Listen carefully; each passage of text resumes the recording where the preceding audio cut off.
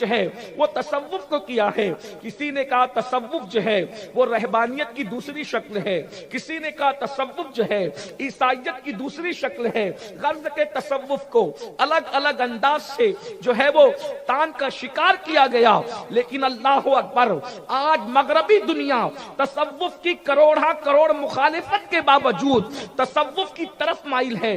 آج ہماری نئی نسل بھی تصوف کی طرف مائل ہے, اور تصوف کے نام پر دنیا لٹ رہی ہے, دنیا کو لوٹا جا رہا ہے.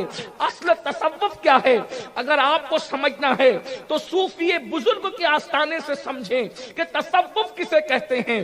کسی نے کہا ہاتھوں میں عصا لینے کا نام تصوف ہے, کسی نے کہا جو ہے وہ تہبند پہننے کا نام تصوف ہے, کسی نے کہا دو پلی ٹوپی پہننے کا نام تصوف ہے, کسی نے کہا چار تر کی ٹوپی پہننے کا نام تصوف ہے, کسی نے کہا کھانے کو ترک کرنے کا نام تصوف ہے, کسی نے کہا غاروں میں بیٹھنے کا نام تصوف ہے. لیکن آئیے اللہ اکبر, تصوف کی تقریباً تعریفات یہ تو وہ ہے جو لوگوں نے اپنے اپنے انداز سے بکواسات بکے ہیں, لیکن جنہوں نے واقعی تصوف کی تعریف بیان کی ہے اس میں تقریباً کم و بیش 10,000 اقوال ملتے ہیں.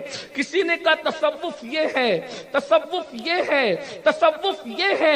لیکن اللہ اکبر, جب ہم صوفی بزرگ کی زندگی کو پڑھتے ہیں تو ہمیں حقیقی تصوف کا مشاہدہ کرایا جاتا ہے اور بتایا جاتا ہے نہ تصوف جو ہے لباس سے تعلق رکھتا ہے, نہ تصوف جو ہے وہ غذا سے تعلق رکھتا ہے, نہ تصوف جو ہے کسی سلسلے سے تعلق رکھتا ہے, نہ تصوف جو ہے کسی نسب سے تعلق رکھتا ہے.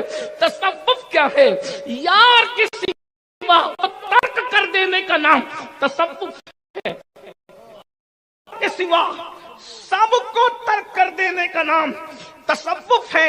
اللہ اکبر, حضرت سلطان الطارقین صوفی حمید الدین ناگوری رحمت اللہ تعالی علیہ وہ عظیم ہستی ہے.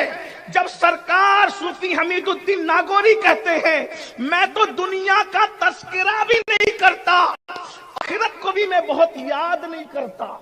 یہاں پہنچ کر ممکن ہے کچھ اہل ظواہر سکتے میں پڑ جائیں, آخرت کو یاد نہیں کرتے.